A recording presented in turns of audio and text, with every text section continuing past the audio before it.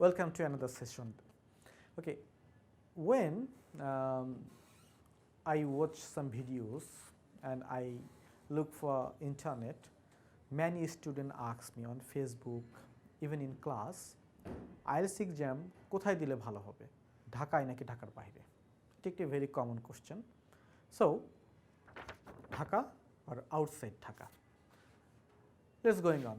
আমার এক্সপিরিয়েন্স থেকে বলি, আমি আসলে 6 times IELTS এক্সামে পার্টিসিপেট করেছিলাম। সিলেটে দিয়েছিলাম 2 বার, চিটাগাঙে 1 বার এবং বাকি 3 বার ঢাকাতে। এবং রাজশাহীতে দেওয়ার আমার কোনো এক্সপিরিয়েন্স নেই। সেই অভিজ্ঞতার উপর বেস করে কিছু এক্সপিরিয়েন্স শেয়ার করি আপনাদের সামনে। প্রথমবার আমি পরীক্ষা দিতে গেলাম ঠিক আমার বন্ধুর কথা শুনে সিলেটে। তো সিলেটে পরীক্ষা দেওয়ার পরে একজন এক্সামিনার নিলেন, উনি স্পিকিং নিলেন আমার। ওকে, ইট ওয়াজ রিয়েলি গুড। দেন 2 সপ্তাহ পরে আমি পরপর 2টো রেজিস্ট্রেশন করেছিলাম, আবার ঢাকাতে একটা এক্সাম দিলাম। মজার বিষয় হচ্ছে সিলেটে আমি যার কাছে স্পিকিং টেস্ট দিয়েছিলাম, ঢাকাতে এসে দেখি তিনি আমার স্পিকিং টেস্ট নিচ্ছেন। হোয়াট ডাজ ইট মিন? মিনিংটা হচ্ছে ঢাকা থেকে বেশ কিছু এক্সামিনার তাদেরকে মাঝে মধ্যেই সিলেট, রাজশাহী, চিটাগাং, খুলনাতে পাঠানো হয়। আবার যেমন চিটাগাঙে তাদের ওন এক্সামিনার রয়েছেন, সো উনিও নিচ্ছেন, আবার ঢাকা থেকে গেলে তারাও নিচ্ছেন। সো আমার ক্ষেত্রে কিন্তু স্কোর ভ্যারি করেনি। আমি সিলেটের যা পেয়েছিলাম ঠিক ঢাকাতেও ঠিক একই স্কোর পেয়েছিলাম, 7.5। That's it. এখন আমি আমার একটা বন্ধুর এক্সপিরিয়েন্স শেয়ার করি। আমার বন্ধু তিনি সিলেটে পরীক্ষা দিয়েছিলেন, সিলেটে পরীক্ষা দিয়ে উনি পেয়েছিলেন 6.5। আবার ঢাকাতে ঠিক তার 2 সপ্তাহ পরে পরীক্ষা দিয়েছিলেন, সেখানে তিনি এবার পেয়েছিলেন 6। অর্থাৎ তার ক্ষেত্রে স্কোরটা কিন্তু ভ্যারি করলো, অর্থাৎ তিনি 0.5 কিন্তু বেশি পেলেন ঢাকার বাইরে গিয়ে।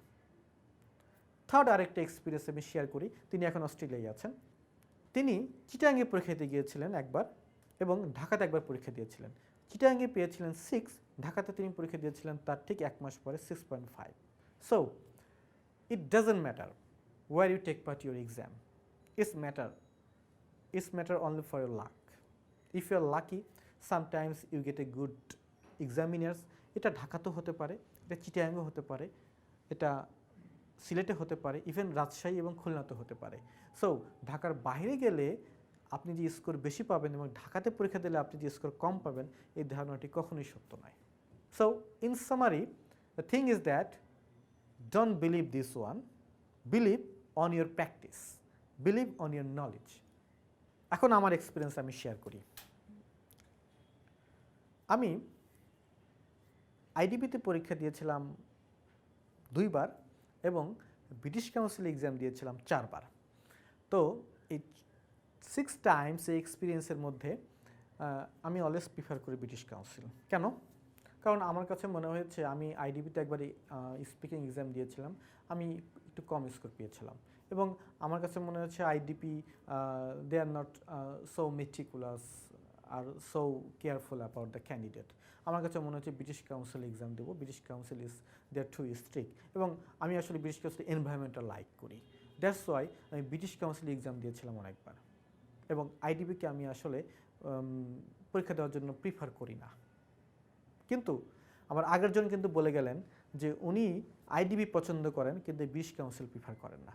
আবার ইন রিয়ালিটি বাংলাদেশে কিছু এক্সামিনার আছেন যারা আইডিপিতেও স্পিকিং এক্সাম নেন, আবার ব্রিটিশ কাউন্সিলেও স্পিকিং এক্সাম নেন। আবার কিছু এক্সামিনার আছে যারা আইডিপির খাতাও দেখেন, আবার ব্রিটিশ কাউন্সিলের খাতাও দেখেন। সো যদি আপনার খাতাটা সেই এক্সামিনারদের কাছে পড়ে তাহলে আপনার স্কোর ভ্যারি করার কোনো সুযোগ নেই। হ্যাঁ, আপনার এমন হতে পারে আপনার কোনো বন্ধু আপনাকে বলেছে যে আইডিপিতে দাও, আইডিপি ভালো, কারণ আমি ব্রিটিশ কাউন্সিলে কম স্কোর পেয়েছি। আবার আপনার আরেক বন্ধুর কাছে জিজ্ঞেস করবেন, সে বলবে তুমি ব্রিটিশ কাউন্সিলে দাও, ব্রিটিশ কাউন্সিল ভালো স্কোর পাওয়া যায়, আইডিপিতে ভালো স্কোর পাওয়া যায় না। So there is no difference between IDP and British Council. So don't believe on this fact, believe on your practice, believe on your exam preparation. That's the motto. Thank you very much for watching this one.